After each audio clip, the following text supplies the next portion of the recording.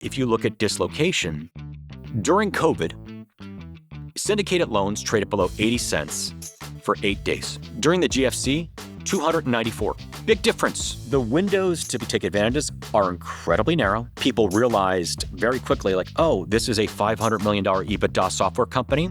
And it went from par to 78 because people freaked out that we were all going to be living in caves. That's silly. And that inefficiency went away. That's not a strategy. I always laugh and I tell my investors, I'm like, people that show you the same decks that say wall of maturities. It's never happened in the history of finance. People just say, oh my God, I forgot I have a maturity. Good companies finance those ahead of time. It's only the bad ones that can't refinance themselves, and people figure that out. They talk about fraud in China. They talk about debt to GDP. I call it the boogeyman slides. They're saying, world's going to end. I have capital. But before that happens, and no one knows when it's going to happen, all the things that people look at are already baked into the cake. It's the exogenous factor that no one knows that causes the thing to topple over. I always tell people, so you're going to be at the bottom with all dry powder? That's your strategy?